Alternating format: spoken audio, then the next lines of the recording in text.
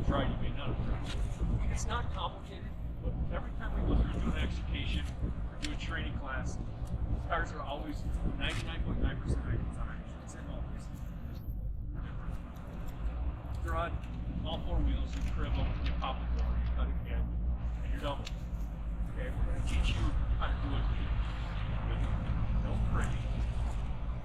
You got a record is your strut school system. And we're going to teach you some techniques and angles going across with the tools, plus we're going to do an evaluation area. Try and you can manipulate metal. A lot of times, how many people are going through and using spreader to skin the door?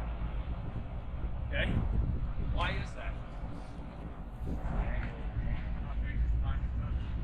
Okay, hang on a second. Okay, that's part of it right there. Okay, here's the big thing. Coming across the newer cars that you guys will notice. Metal on the outside is a lot bigger than the actual structure of the frame itself, correct? Everyone agree with that, please? Okay. If you're going through and doing that, angles has more to play with than even the center. But that kind of goes hand in hand. If you guys are trying to move the fender forward on a car, say I want that fender gone, front fender, driver's side wheel above it going. 99.9% of the time, people will take that spreader and go straight at it. They just start spreading. And then it starts to tear. And then you weaken this backside already because now you go to open that up a little bit and just get the floor because you're compromising it. Think about the angle you're trying to make that work and how you want that metal to move. If you rotate your tips 90 degrees and point it towards the front, now it's going to fight against the framing on it. It's going to push more and you're going to push. So it's a lot of the techniques of the tool itself. How many times have you guys went through and cut a hinge and then put a handle down on the ground and you know like this and cut a hinge? Anyone? Yeah? Okay. Secret to that, don't go below 9 o'clock to start with. A little bit higher to start to cut. The other thing is your hinges are so thick, you guys are out here trying to cut this and everyone will go, well that won't cut, it's too big. It won't cut it because it's on there. The reason being is because your envelope is tip of your tool. You can rotate that up a little bit and run it down in there so you can get it wide up. Okay? Get it to these colors. So I don't care if these two units. Doesn't matter. You're going to unload the tip every time. Okay? Again, I'm not here to preach about who's better, why, and all that. So I'm talking about that. 0 to 5 years in the department. Show of hands. Okay? 5 to 10. Here. Oh, I couldn't quite see it back there. I'm sorry. Thanks. 10 to 15. 15 to 20. 25. Every time 5 years ago, 20. All right. We're all in this business. We go through. Our goal is to go through and help patients get these machines. We want to go through and make sure that we take care of our patients the best of our abilities. So always learn something new for 2 months. Okay? So, like I said, we're going to go through and talk about tools here in a minute. College, we talk about it real quick. We'll go through that and we'll get started. Okay. We're using a 2018 50-ton rotator. They call it a sliding rotator, which means the boom will slide all the way to the back and rotate 360. And obviously when they give that 50-ton rating, that is rated with the boom all the way in and all the way up. So how we manipulate the boom, whether we're scoping out, depending on what angle, that reduces the amount of capacity that we can lift. With the boom all the way out, all the way to the back, we can reach out 22 feet. That is rated at 17,000 pounds capacity we can lift. If we're rotated off the side, 4 foot out, it's about 14,000 pounds. So, in this instance, we're assuming that the mixer would be loaded, and mixers could take up to 10 yards. So 4,000 pounds a yard, we know that just in the drum alone could be 40,000 pounds. Add the chassis weight to that, we could be upwards of 60,000. So we rig it with the snatch blocks in. The snatch blocks are rated at 12 ton a piece.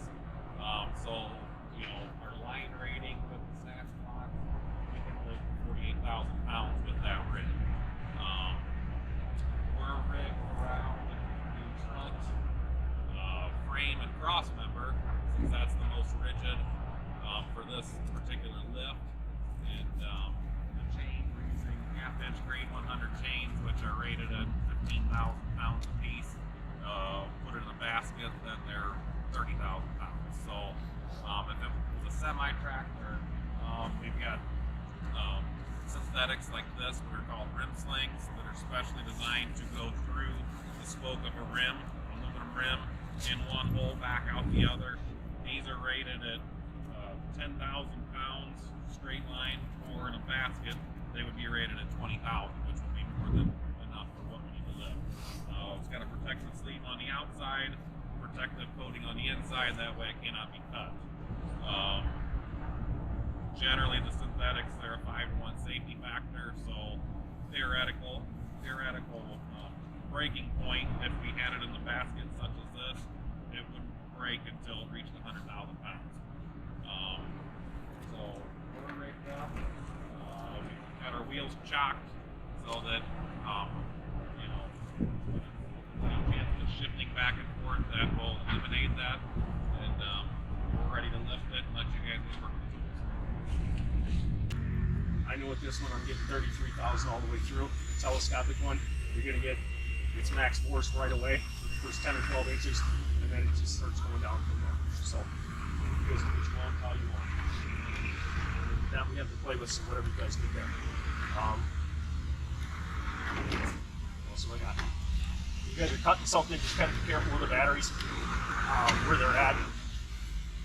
Because now you're dealing with a car that's upside down, you're not dealing with where you're normal, where you're standing on all fours. Some days are completely different. So just kind of watch it. No questions?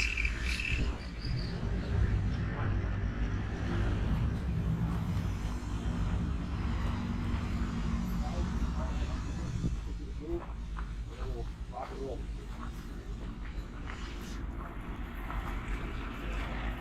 Good to go? Good years. All right. And then obviously when we go to perform the lift, what we're looking for is just kind of, we want to make sure we're really kind of turned over where we're going to lift. And bring most of our lines in, obviously get, tight, and then start making move off and kind of watch and see what the truck's going to do. Because obviously you don't want to shift one way or another. Shift it further this way, we can crush the car more. If there's somebody still lying inside, we don't want that to happen, obviously. So just put a little tension on it and then we'll